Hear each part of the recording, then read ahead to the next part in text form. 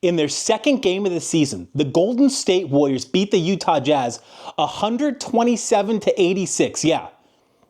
The Warriors won by like 41 points. Ridiculous. Ridiculous, right? Okay.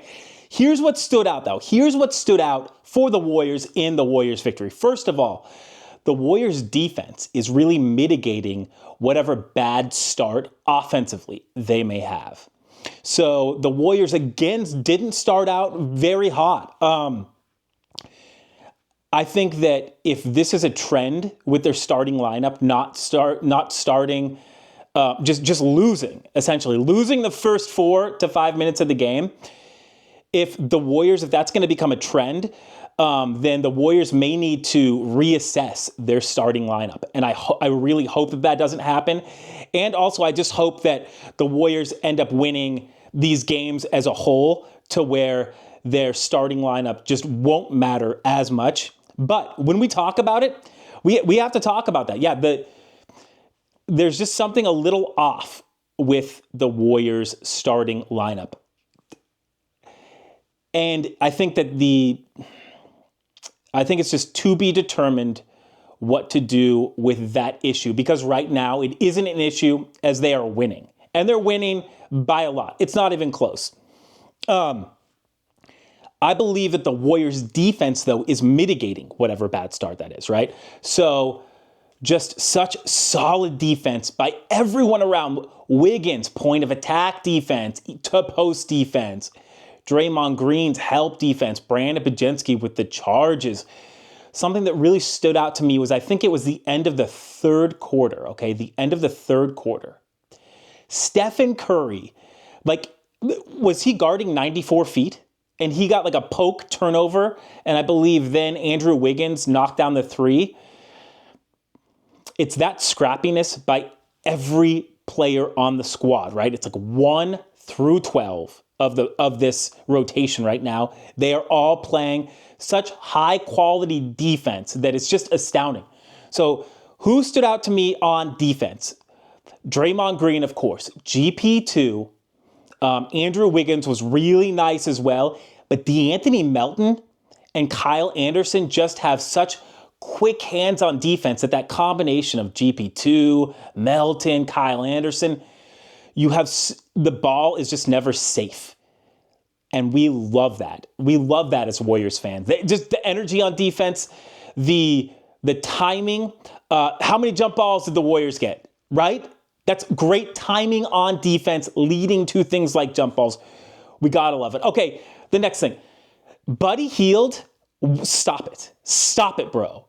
Buddy Hield has been an absolute revelation for the Warriors. I'll get to his stats. Let's just do it right now.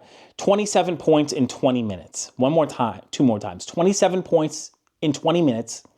27 points in 20 minutes. Stop it. Somebody commented on one of my videos. I forget that. I think it was like Berserker or something like that. Well done, by the way. Somebody commented on my YouTube videos, and they said that last season it was like Buddy Hield would get the result of Joel Embiid not being able to create a shot for himself. So like Joel Embiid would jab, step, pump fake, and he wouldn't have anything. And because Embiid didn't have anything, he would then pass it out to Buddy Hield, regardless of what position Hield is in. Fast forward all the way to now, to current day. Now, the Golden State Warriors are finding Buddy Hield in positions to make baskets in great, not good, in great scoring positions. So Buddy Hield either only has to catch and shoot, or essentially has to one move and shoot, and he has an open shot, a generally wide open shot. What Buddy Hield is doing with the space that the Warriors are providing him via their scheme and also personnel is almost criminal. I didn't think that Buddy Hield was like this because the verdict is out, but it's in for me. Like, Buddy Hield can take and make the open shot the Warriors thrive on creating open shots. Therefore, I believe Buddy Hield is invariably a fit for the Warriors and going forward. Folks, he's only 31. He's like in this prime right now. Okay, we move on. But just by the way, Andrew Wiggins had 10 rebounds in the first half. 10 rebounds in the first half. Moving on. Insane depth on this Warriors squad. But here's the key. I think that we don't give credit enough where credit is due. We sometimes, like, it's when something isn't working out for the Dubs that we call this out. But we got to check this out. The Warriors' depth is only as good as the coach willing and able to utilize schematically and personnel-wise. And Warriors coach Steve Kerr has done that, and he's done that in spades. Props to Coach Kerr for taking advantage of the fully loaded roster he's been given. Because some coaches with a tighter roster, right? With a tighter rotation, say like an 8-9 man rotation, where the Warriors are playing like literally a 12-man rotation right now. With an 8 or 9 man rotation, you're having 3 players who are sort of out of the loop. And Coach Steve Kerr, credit to him, is literally involving any and every Warrior that he can, and all those Warriors are buying in. And we as Dub Nation, as Warriors fans, we're reaping the benefits because it's beautiful basketball that the Warriors are playing right now. Okay, the Warriors held the Jazz to 42 first half points. I can't say this enough. When the Warriors play great, not good, but great defense like this, it's so easy to win a game because the offense follows. And the Warriors are known for moving and getting good shots on offense. But gosh, 42 points in the first half, 86 points overall. Jerry Stackhouse is doing wonders with this team. So shout out to Coach Kerr, Coach Terry Stotts, and Coach Jerry Stackhouse. The Warriors coaching staff is hitting on all cylinders, and the rotation and the whole roster is benefiting from it.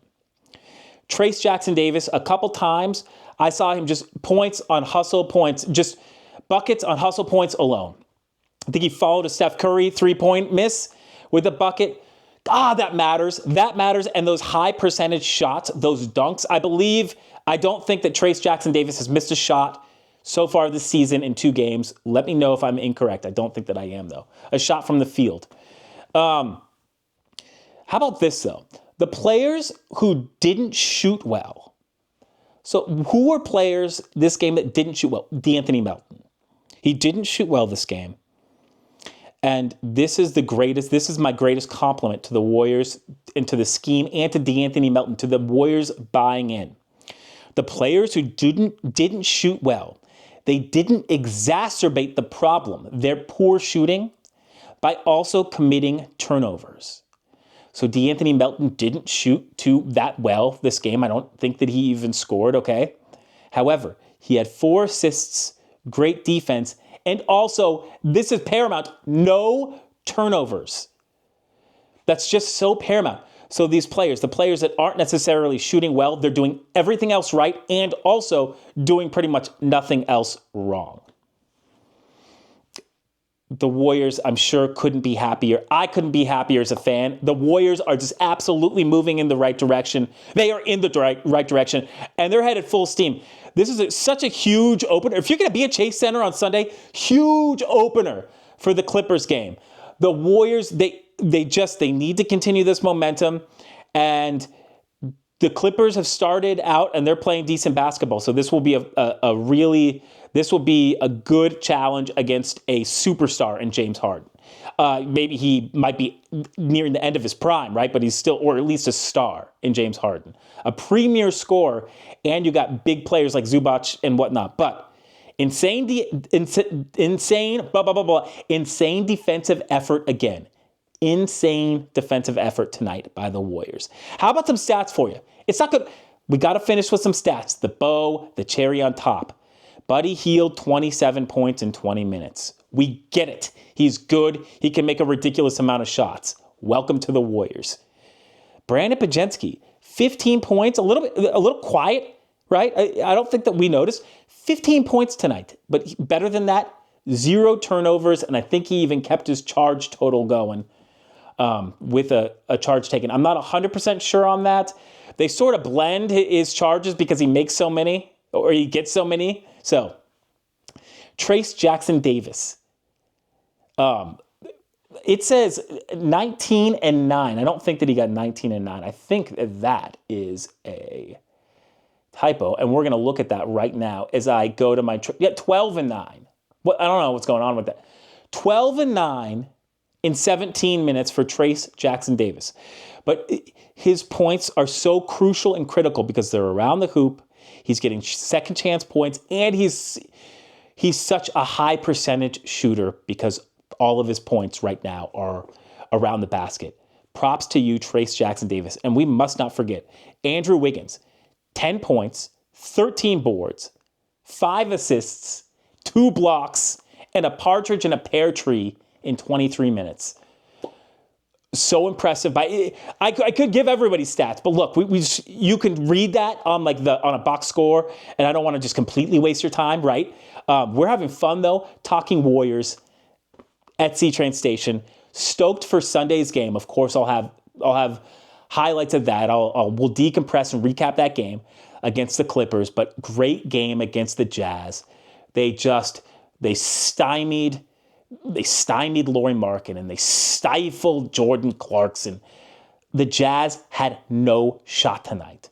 Well done by the Warriors. Hey, keep it rolling. See you next time at C-Train Station.